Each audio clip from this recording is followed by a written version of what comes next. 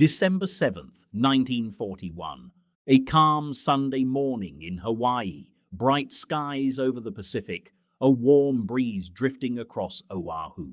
At 7:48 a.m., that peace was shattered by the sound of engines, hundreds of them roaring low and fast. The Japanese Imperial Navy had launched a surprise attack on the United States Pacific Fleet at Pearl Harbor. In less than 2 hours, the harbor became a scene of devastation. Battleships burned, men were trapped below decks. Smoke and fire rose thousands of feet into the sky.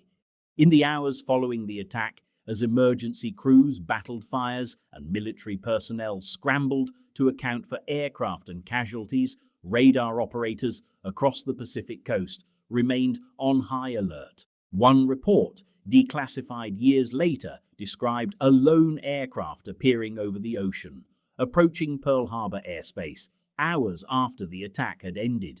The plane's origin was unknown. Its signal was faint, and when fighter patrols were sent to intercept, it didn't respond to any radio contact. Witnesses from the airbase recalled seeing a single American bomber, identified as a B-17 Flying Fortress, coming in for landing. The plane's landing gear was damaged, and there was no communication from the crew. As it touched down roughly on one of the runways, the aircraft skidded to a halt.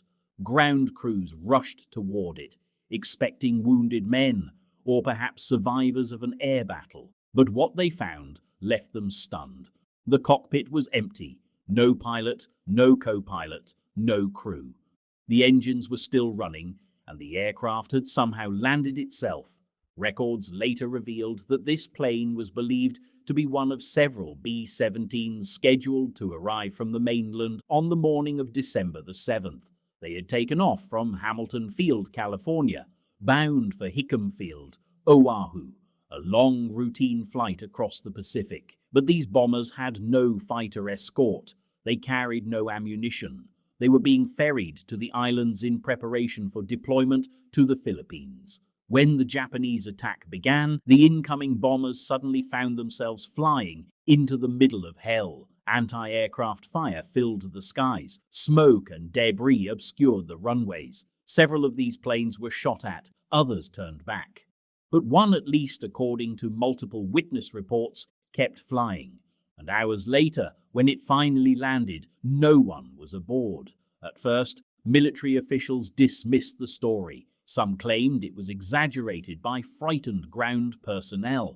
Others said it was simply confusion in the fog of war, that the crew had parachuted out earlier, and that the plane somehow glided the rest of the way. But flight experts questioned that explanation. How could a fully loaded bomber, heavy with fuel, engines still running, manage to stay stable long enough to descend and land without human control? Could the crew have bailed out close to the island? If they had, where were they? No bodies were found, no parachutes reported, and no distress signals were ever received. Here was the point where legend of the ghost plane of Pearl Harbor was born. The idea of a plane landing without its crew isn't unique to Pearl Harbor. During World War II, a handful of mysterious ghost flights were reported, aircraft that seemed to operate as if guided by invisible hands. One of the most famous was the Lady Be Good, a B-24 bomber found in the Libyan desert in 1958, 15 years after it vanished in a 1943 mission. The aircraft was largely intact, and the crew's bodies were found miles away, having bailed out and perished trying to find help. In another case, a Royal Air Force bomber was discovered crashed in Scotland, its engines still warm with no one aboard.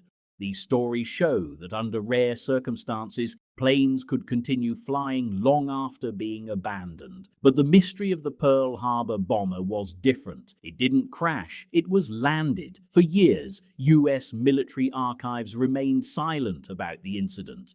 No official acknowledgement appeared in after-action reports, but rumors persisted among airmen stationed in Hawaii during the war. Some swore they had seen the plane, an olive-drab B-17, scarred by shrapnel, its nose art half burned away. Others said the crew's logbooks were missing, One story even claimed the plane's instruments had been smashed, as if by impact, yet there were no signs of a struggle or fire inside. Why was this story kept quiet? Was it merely an attempt to avoid panic or embarrassment during wartime? Or was something far stranger at play? As decades passed, the story began to take on a supernatural edge. Writers and paranormal investigators dubbed it the ghost plane of Pearl Harbor. Some believed it was a spectral echo, a plane doomed to complete its mission even after its crew had perished. Others suggested that time and trauma might have caused overlapping memories, blending multiple events into one enduring myth. Others proposed a more rational but chilling theory that the crew may have been killed mid-flight by oxygen failure or decompression, and the plane, on autopilot, managed to descend and land before running out of fuel. But that too seems nearly impossible. The B-17 of that era didn't have modern autopilot capable of such precision landings, so how did it touch down so perfectly? In the 1970s and 80s, aviation historians began digging into the Pearl Harbor archives, trying to verify the account. One researcher found mention of a damaged B-17 landing without prior communication, but the document was incomplete. Others traced the serial numbers of planes lost on December 7th, and none matched the empty plane report. That's when the story took an unexpected turn. A few historians proposed that the entire incident may have been the result of confusion, that a plane did land, but its crew had temporarily left the aircraft before ground personnel arrived, leading to the mistaken impression that it was empty.